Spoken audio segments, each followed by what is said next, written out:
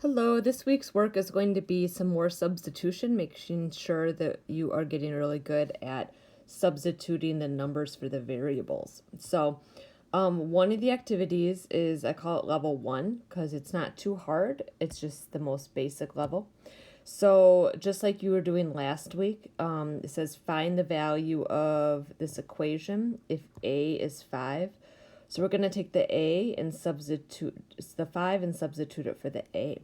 So here we'd have 3 times, we need to put in 5 plus 1 equals.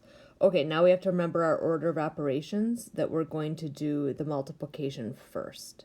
So 3 times 5 is 15 plus 1 is 16. So on your paper, I would like you to please circle the answer just like I did. Okay, it's going to get a little bit harder with level 2. Because level 2, it's always going to tell you that there are 3 values for the variable. But you might notice here that you only need to use the a and the b. So that's just fine. Let's realize that in this case, a is going to be 3. So we're going to substitute 3. And b is going to be 4. Now with this work, it is possible that we'll get negative numbers, so we'll have to remember how to add and subtract negative numbers. But that's okay, I think you're up for the challenge. So if I'm going to rewrite this, I'm going to write 2 times 3, that's going to turn into 2 times 3. I'll put that in parentheses so I don't mix it up with the order of operations.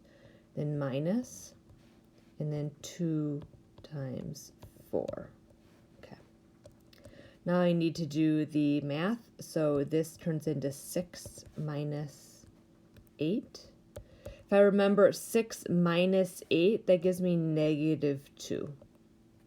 Okay, so if I have my number line over here, and I have 6, 1, 2, 3, 4, 5, 6, 7, 8.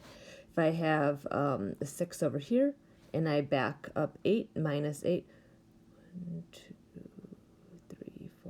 6, 7, 8. Okay, this was the 0. So this was 5, 4, 3, 2, 1, 0, negative 1, negative 2. That's how I got it, negative 2. So this will be a good review of subtracting negative numbers. And last is a review with some exponents. So we were practicing exponents a little bit last week. So now we're going to do it some more. So if we have a is negative 2, b is 3, and c is 5. Find the value of 2b squared. So another way to write that would be 2 times b squared. Okay. In that case, if b is 3, it'd be 2 times 3 squared.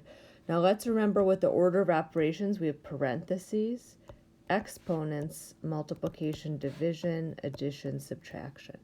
So we're going to need to do the exponent first. So 2 times, let's remember 3 squared. 3 squared is the same as 3 times 3. That equals 9.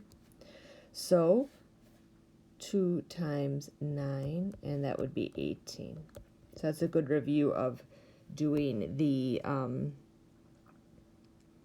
exponents. Now let's pretend you had a problem, you don't have this problem, but what if it said a squared, and if a is negative? It would be the same as negative 2 times negative 2. You need to remember that when we multiplied two negatives, the answer is a positive. So we know our number is going to be a positive, and then we do 2 times 2 is 4. So it might get a little tricky with the negative numbers when you're squaring them. But just remember, when you have a negative times a negative, the answer is a positive. So in all the cases, the exponent is the value is going to be positive. Like we had a positive 18, a positive 4, you're not going positive 9. You're not going to have a negative answer for the exponent. Okay, give it a try, and we'll see how you do.